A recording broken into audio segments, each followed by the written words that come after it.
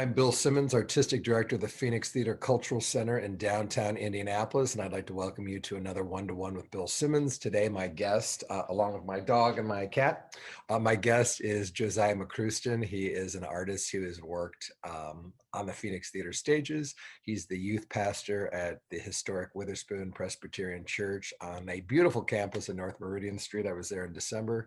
And also he's currently in my 2-year Sanford Meisner acting training program at the Phoenix. Welcome, Josiah. How are you? I am well, Bill. How are you? How are you? You know, as we talked before we started recording, it's a lot going on in our world right now. But Exactly. yeah. So speak, if you don't mind, kind of where are you with where we are with the pandemic and the year that was 2020 and yeah. Yeah. So, um, me personally, I am sort of using this as like a cocoon phase. I There was like the talk of like everyone at the beginning of the pandemic. If you don't emerge from this better, then you know there wasn't anything in you to begin with. I wanted to fight that idea because it sort of comes from the place where um, like if you're not trying, then you're not doing anything spectacular. I wanted to fight that, but then I thought, well, there are some people who can thrive in this sort of situation because they're normally like to be away from people or whatever their case may be. And then there's some people who can't because primarily um, they have internal issues, mental issues that keep them from, thriving in states of panic. And this has been a panic situation for a lot of people. But I've chosen to go back to school. So I'm actually in um, Marian University in their educations program. Um, my youth program here at the church is uh, thriving. We do weekly worship, and we also have a book reading series that we started since the pandemic started. Um, I also um, am engaged in the church daily. We have war room calls where we essentially check in on our members and also present the word and pray for them daily. So,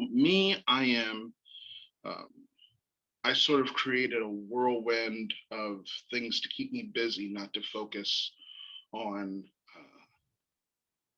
what could be a terrible situation. Um, just trying to make lemonade out of lemons, essentially. So, um, and with the class being like a staple, it didn't stop when the pandemic started. I think that was a great grounding because it at least gave me something to do on Monday nights, which was always great. So that might be a nice segue to the Sanford Meisner training program that we do at the Phoenix Theater. And we are now, gosh, we're within 3.5 months from completing the 2-year training. So if you wouldn't mind elaborating on, your experience with the program, how we pivoted into the pandemic and, what it has meant to your journey as a youth pastor now, but what you aspire to do down the road. Yeah. So one thing that I wanted out of this, I remember auditing the class even before. I was invited through a former student, Vandy Enzor, um, who said, come see, check out the class. I said, sure. Um, and I think one night, Jolene was doing a scene, Jolene Moffat, she was doing a scene with your hmm, Daniel. Is Daniel? Daniel Boleyn, who was our boxer. Yes. Yeah. Yeah. I just remember that scene, and I was like, oh wow, this is spectacular. So, um, yeah, I remember seeing that and I said, how do I do that? So this training is essentially, like we always say, it's a toolbox. Um, you're learning how to utilize different tools as an actor um, to get to where we can find the meat of the scene, the heart of the scene, the juicy, unctuous parts of the scene. And with this training, I feel the tools that I'm gaining also are applicable in my classrooms, in my worship space because of the four rules. Um, Leave yourself alone, pick up and deal, repeat, and trust yourself. Um, for the longest, and still to this day, I have issues with trusting. Um, just you know, something I need to talk to my therapist about. But Well, I will just say yeah, we those all four. do, right? We all have. I'm a firm believer in, Yes. it's a journey, and I think for me, Mhm. recognizing, like, I think of I've also, as I've learned more about the theater and the profession of playwriting, I've talked to playwrights and they're interested in, their protagonists origin story. And you talk about, origin stories a lot in literature. I actually think every human has an origin story. It's not, how we were born, but what is sort of the defining thing in our developmental, if you think of childhood from 0 to 18 or so, what is sort of the pivotal event or the pivotal adult or experience in your world that has set, that was sort of a marker in the sand for like how you dealt with the rest of the world after that, right? And so I think trust is a huge thing for a lot of us, and it's something that I've come to just say. And I remember when I was training with Martha Jacobs, frequently, she'd give me a note about this or note about that, but she's like, you just have to trust yourself. You have to trust you can live fully in that character, and people aren't going to think they know Bill Simmons, right? Even though, we got to drill down as deeply as we can to be as Mm. truthful. And even in comedy, I mean, comedy is really based on truth. It's just sort of the nth degree of the truth, right? I mean, you get into these ridiculous situations on stage or in a movie because it's so important to you. So anyway, yes, I will just say, Josiah, I think your journey as a Meisner actor it's apparent to me because I can hear in your voice, even now in this conversation, where you're settling into what I think is your, and I'm not going to presume to know what your authentic self is, but I can hear a grounding in you when you really are trusting yourself. Even when you're playing like the character we're doing right now, which is restoration texts. I mean, that guy. I mean, Sheridan plays are big things. Like those characters are huge and the comedies are ridiculous, but yet there's such a truth to the scene that you're doing. Because I believe that character exists off the stage. Like I've met a version of that guy, right? So anyway, I just want to say I really think that you're taking that to heart, and it's going to be a journey where we're all going to be on forever. Is you just have to keep reminding yourself. Me, when I'm afraid, Bill, just trust yourself. Just trust yourself. Trust the people around you. They all mean well as well. We're going to figure out a better way going forward. Yeah, I feel that. I feel that. Yeah. And even with the restoration text, like it's primarily building a foundation of like who a character is. Um, it's it's been fun because you get to create that creation process of even like the smallest like minute detail, like how does he hold his hand, how does he walk into a space, what is he currently drinking in his glass, like all those certain things help aid in um, just just creation and being creative in a time when you know all of this is happening is great. It's great. It's being it's been refreshing. I'm, It's I'm been really, very I'm really glad. I'm really glad to say that because I do think we artists, I think for a while when the pandemic was first, I guess, getting started, there was that, well, how do we create? How do we create? And I remember talking to some playwrights at the time, Jen Blackmer and Andrew Kramer. And my friend Olivia Lilly, who's teaching another class, you and I are both in as students. And you know, it's just like, no, like I'm afraid right now to create. I just need, and therefore don't, right? And but the fact that we still have found a way, I think, to be artists in this pandemic, even right now, if it's just for ourselves and for our fellow classmates. I know we're going to come out of this, and I think we're going to be stronger artists because of it. Do you have a sense, like, do you even anecdotally feel like, how is the training impacting your work with your children and as a youth pastor? I mean, I would have to guess, and this is just purely me, I would have to think your ability to pick up and deal with these children and meet them wherever they are must be more acute, powerful, just more. I would imagine you're just like more astute with where each child is when you're with them. Do you feel like that's the case? So yes, and also there's an urgency to it. So being able to pick up and deal with, um, okay, you're not feeling well. All right, now I understand. Okay, now I can see what's going on. I'm able to repeat in the situation with my students, and also um, a lot of our interactions are via virtual. So it's interesting to see. Um, it's interesting to interact with them through the medium as we are interacting virtually in Meisner.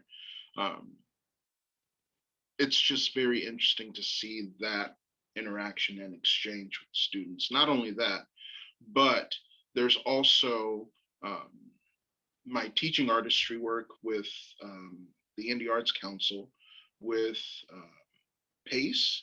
I'm basically a drama integration teaching artist, and I go into um, two classrooms every week, and I essentially bring a curriculum to them where they can work and learn off of that base and building block. So that has been helpful because using some of the Meisner training and also some of my appreciation and love for August Wilson to bring some of their like classroom things to life has been really, really fun and very interesting. So um, my ability to pick up and deal where the class is, like not only an individual, but the whole class, seeing that, okay, this isn't working. All right, let's do something else. And and also being able to tell if um, so the other thing is there's never like any thinking time. Like there's thinking that goes into it, there's the preparation, but then there's no like when you're in it, you're just go go get it done. So the fire in the room, if you will, is that they are here to not only learn but also here to become better. And that's what I enjoy as a teacher. Um, I'm not just here because these students are bored.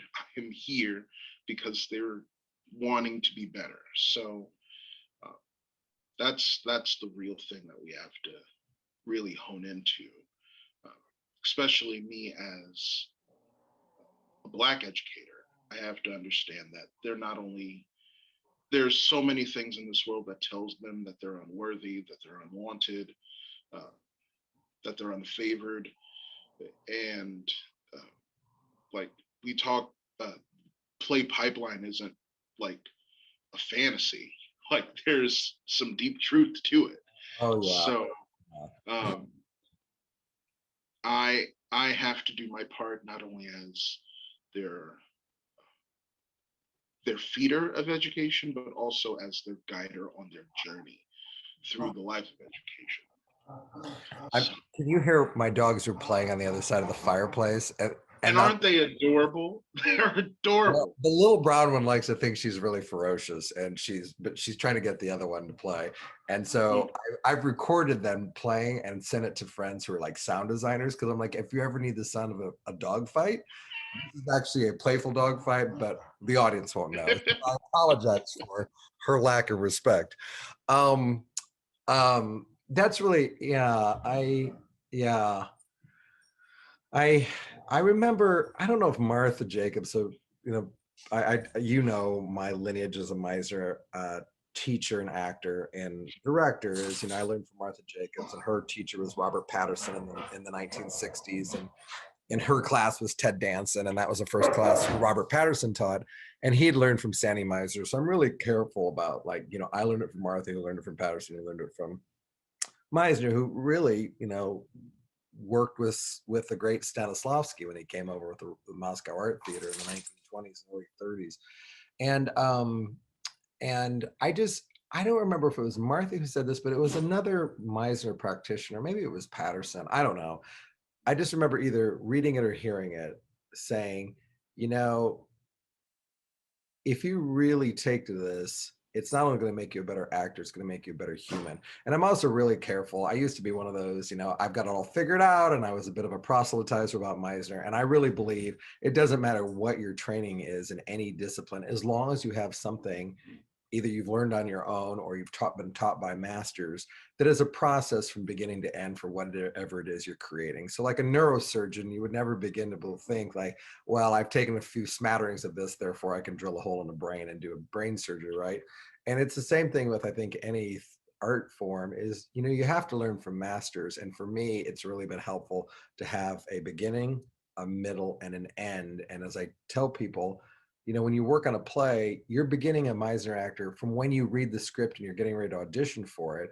And then if you're lucky enough to get cast, you're also using the technique all the way through to the last show, because there's going to be, if you're in a long run, you're going to start getting bored, or there's going to be a scene that no longer works. Or you're going to want to feel like, gosh, we've lost the pizzazz and, the third scene of the second act. And you go back to your toolbox and you're like, oh, right, I'd forgotten this, or wow, my point of view in this section has changed, right? And you're still honoring the director's shaping of the show, but you're getting deeper and deeper with your character. And I think for me as a human, as I've employed these, and I don't do it consciously, not like I sit in a meeting and I'm repeating with people, but I do pick up pretty well when people are stressed, or people are trying to intimidate, or people are trying to, cajole or guide, or when they're genuinely open and receptive. It really helps me in my work to pick up and deal and allow that to inform like my next moment. Because, everybody's afraid right now. I think some people have a right to be more afraid than others, but I think we're all afraid. Um, there are people who are advocating for change, and there are some of us who've been slow to be like, yeah, change is great, I don't want to be in on it. Or, and now it's like, no, I think if we're for me as a white leader of a predominantly white arts organization, that I want to see change, I have to lean into it. And I've been thinking about this too, and I hope, and I'd be interested to hear your perspective. I've been thinking a lot about a lot of things, but I've been thinking about the inauguration, and I remember the ceremony, right? And I remember thinking, gosh, Lady Gaga seems nervous, and maybe she was nervous because of the event. And then I thought, well, I'd be a little afraid that I could get blown up. The whole that was one of those things. And I thought to myself, I thought Amanda Gorman was brilliant, and I thought, I just thought there was so much going on, and I thought the fact that Pence showed up, and McConnell and his wife, who had been in the Trump administration, I thought, okay, they're showing up. They've been culpable, but they are showing up to show that this is how democracy needs to work, or it all falls apart. And nobody has any plans for what could be better, right? That's the thing. It's like, you want to blow it up? I'm like, I'd like to see your plans for like what comes next, right? But I just thought to myself as I was watching that, and Garth Brooks came out, and I'm like, ooh, he looks afraid, right? And I thought he didn't have to go. He could have said, I'm going to sit this one out. And I thought he went. Um, and I thought, there's a man who, and I hope I'm not offending, and I'd be interested to hear what you have to say. I felt like that was his Edmund Pettus bridge moment, in the sense that the second cross across the bridge, really, the visuals were made possible by everybody who showed up, right? The Harry Belafontes, but also the white people of note, where cameras like, well, they're going, I guess we better send a camera crew right down. And so you had camera crews recording that. And I think that, I'm sure that John Lewis and MLK and those leaders knew, we've got to show the world, right, of what's really going on. And I feel like that was sort of Garth Brooks' Edmund Pettus bridge moment, which is like, I don't have to do this, but I'm going to do this. And I'm afraid, but I'm going to do it. Right. And I feel like as a white leader of a predominantly white institution, and I hope it doesn't sound like I'm being absurd, but I feel like I have to stick my neck out there and be like, I believe we have to change. And I believe I don't know how to do it. I believe I need people, professionals, in the same way we've had professionals doing a new strategic business plan. We have professionals doing a new feasibility study, see if we can raise $8 million over the next few years to pay off our debt and invest in artists and programming.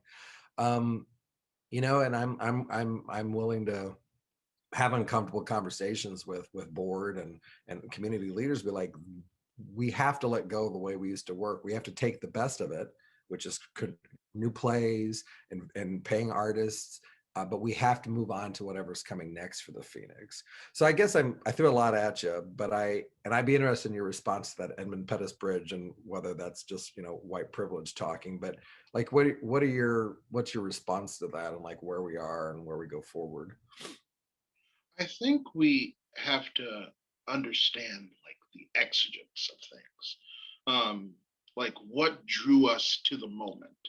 Um, I recall, I think it was what, 2000, 2004, so early 2000s, where Barbara Bush, who is like a symbol of the conservative woman, she is the conservative woman.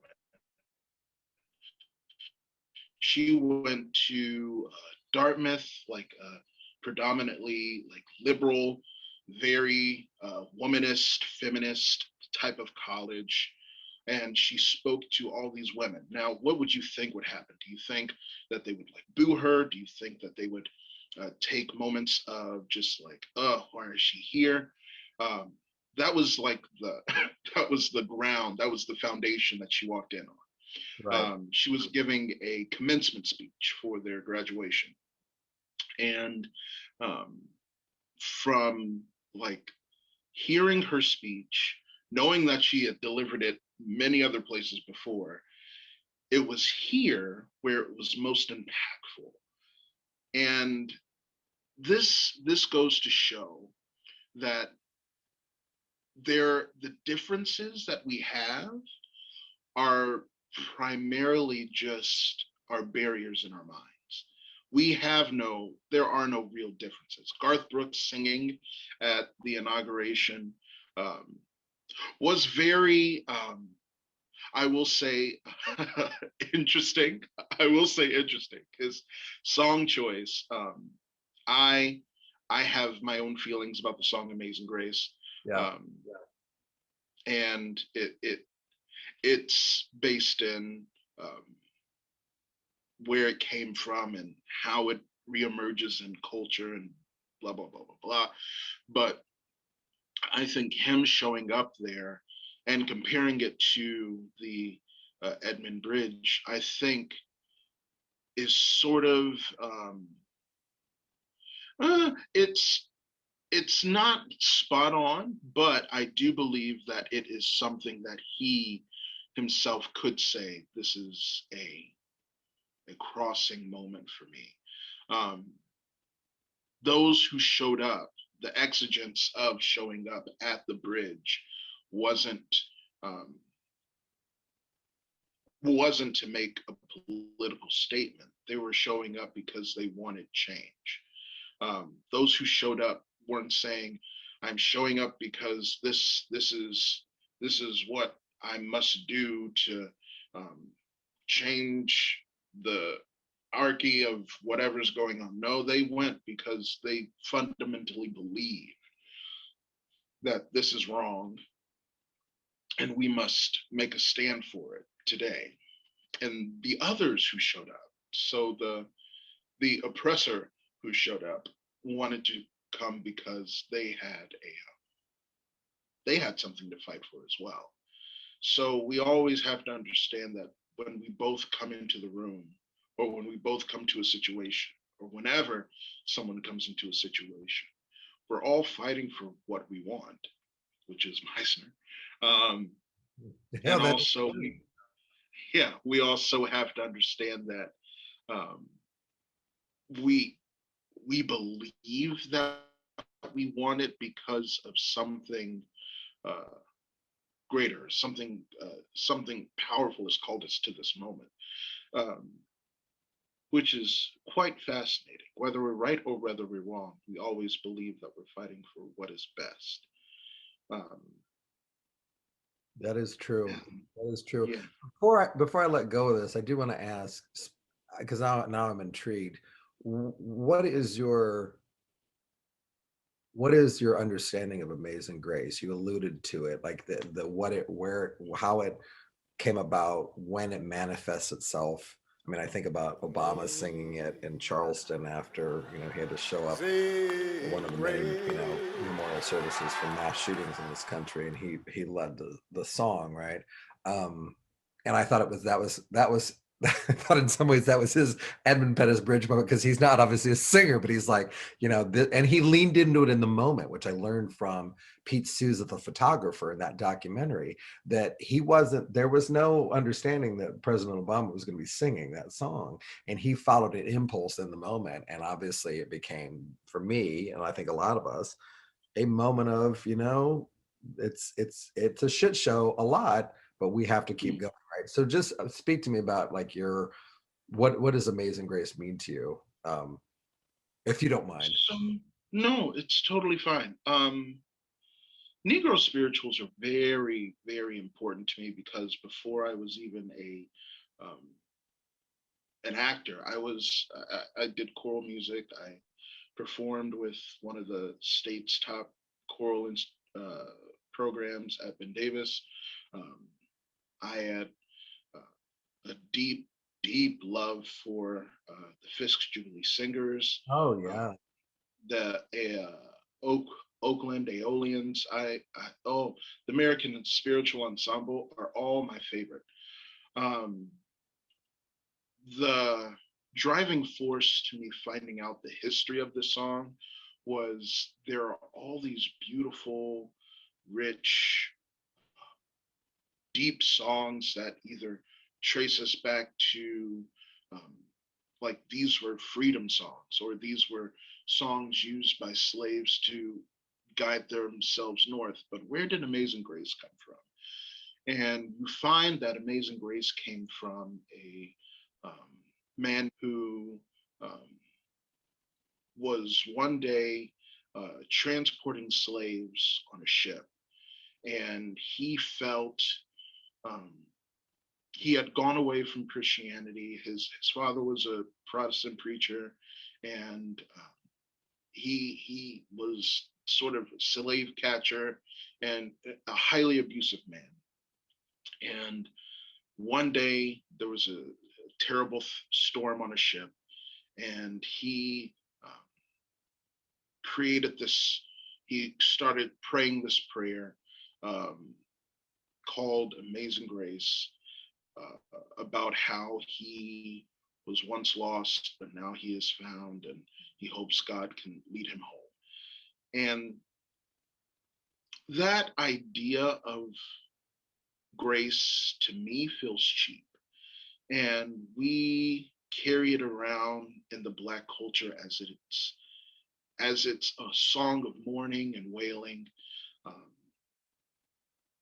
it feels to me that we are concretizing in our history that this is something that belongs to us, even though he may have stolen the melody from the pentatonic scale, which is normally Eastern and also African scales. Um, he may have uh, drawn his like spiritual nature from his parents, but whatever it was that made him shift wasn't the fact that he was a good person and wanted to strive to be good. It was the fact that he was almost about to die and he felt the need to call on God, which is a beautiful redemption story, but I don't believe it's our redemption story. So this is a song that I think is a bastardized version of grace. And I think There are other songs that speak of God's grace. There are other songs that speak of God's redemptive power and sovereignty and his beauty. But this song, I feel, in the Black church is sort of, it's painful. Um, and when you think of how they sing, that saved a wretch like me, it's equating our wretchedness to this man who was a slave catcher, slave master, slave transporter, and I don't think that we could ever be that wretched. So my thoughts on the song are based in how this one man um, used it and abused the grace of God because he felt in an instant that he could lose his life. I'm just not a fan. Just not a fan. Well, this has been absolutely eye-opening for me. Now I will be going down the rabbit hole of doing some of my own research on that song because I think, and thank you for sharing that. Thank you a lot because for me, 2020, and I suspect at least the first half of 2021, I need to constantly be reminding myself that I really need to listen and learn and not walk into a room with answers. I mean, you know, I think you and the other Miser students probably know more about the Phoenix operations than probably 98% of the residents of Marion County. But I still think sometimes people turn to me like, well, what are we going to do? And I'm like, I think we need to admit we don't know how to do that, and we need to hire a professional to guide us through this, just as we're in the final stages of choosing the right consultant to guide us through our journey on. We're using the acronym IDEA rather than EDI, which is inclusion, diversity, equity, and accessibility. I mean, that was something we'd already started with representatives from the Indiana School for the Blind is, let's not forget accessibility in all of this is we need to be all things to all people. Can we do all things for all people all the time? No, but we have to allow the building to be accessible to everybody, right? And I think just listening, because like this Amazing Grace now, I mean, it's going to profoundly alter how I hear it, and from that perspective. And I think that's the thing that I would encourage us, particularly we white people, is to like listen and learn rather than thinking we have it figured out. I do feel like we're in a time of like maybe come to terms with toxic masculinity in all shapes and forms and how that manifests in the white community. It's just it's a time for listening and admitting you don't know and hearing from people whose opinions you not, I don't want to say respect because I do respect you, but I hear knowledge coming to me that I've never experienced before, and I think we have to be receptive to that. And if this is the last thing people hear in this recording is, I think this idea that we're just waiting for the pandemic to end to go back to the way things were, there's no going back. I mean, it's going to be whatever the new normal is. And my hope is that we make as much progress as we can so that when the new normal starts becoming how we all live all the time again, that we have made some real strides and that we keep doors open for how we keep moving forward. Because I'm frankly happy that the old norms are breaking down, and now's our opportunity to, I think, build some healthy new norms. So where do you go from here? Like, where do you see your journey as a Miser practitioner? I'm sitting on your tail. A Miser practitioner, a youth pastor, Witherspoon Presbyterian. Your journey as a human. Like, where do you see in the near and far future? Bill, want to create space. I just really want to create space. As someone who is also going into education, uh, I believe that the best thing for me to do is create sacred spaces that I once had, but never had like access to all the time. So, what does a performing arts school in Indianapolis look like? Like a traditional performing arts school. what does a library with books that are primarily for Black and Brown children look like? What does a museum look like, especially with uh, the recent developments of certain organizations in Indianapolis? Um, what does a museum look like where we aren't excluded, um, or where we aren't just celebrated during Black History Month? What does that look like? What if there was a performing space primarily for the Black voice? I want to create space, and not only create space that is intentional and impactful, but also sustaining and grounded in something that is not just uh, slavery to now, but also predates slavery, shows you who you are from origin, from root.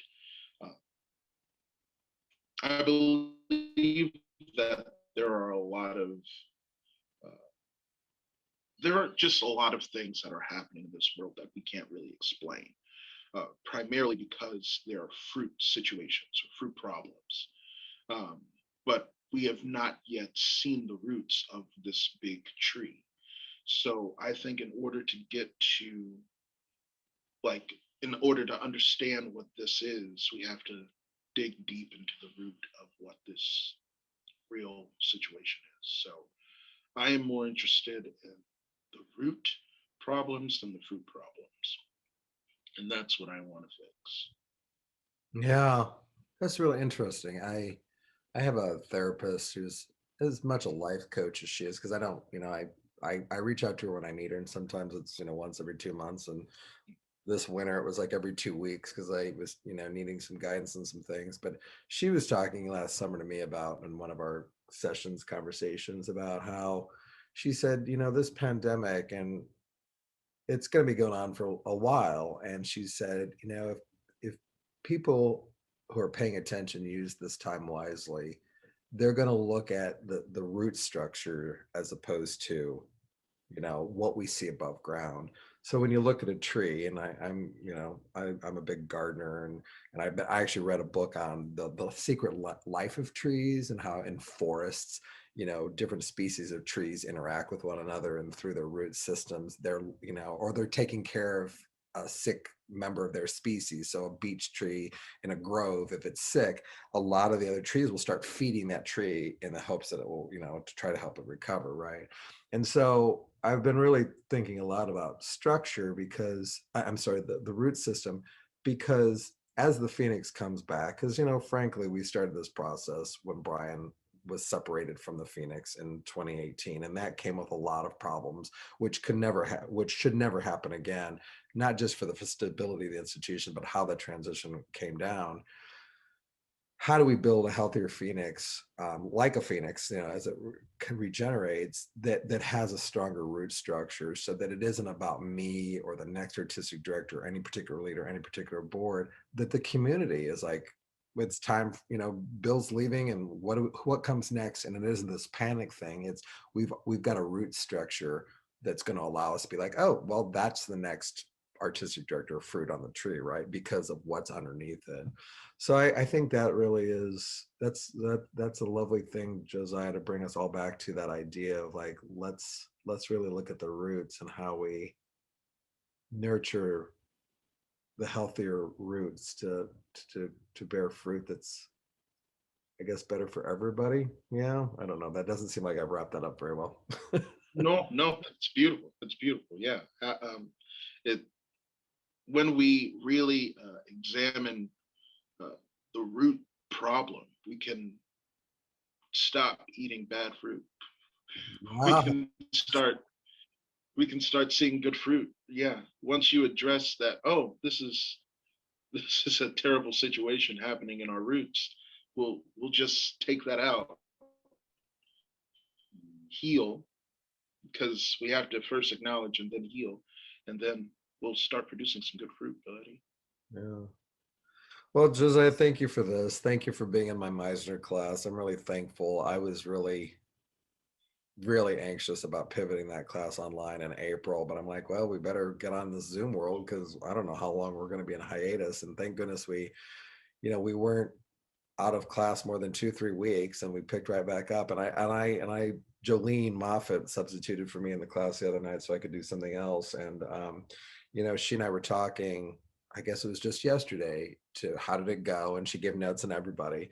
And she said, this class, and I've been telling you this class is deeper into the technique than the classes I have taught or when I was a student with Martha. I mean, I can tell that what's going on is it's just a deeper, more meaningful, like you guys are understanding this much more specifically than I did.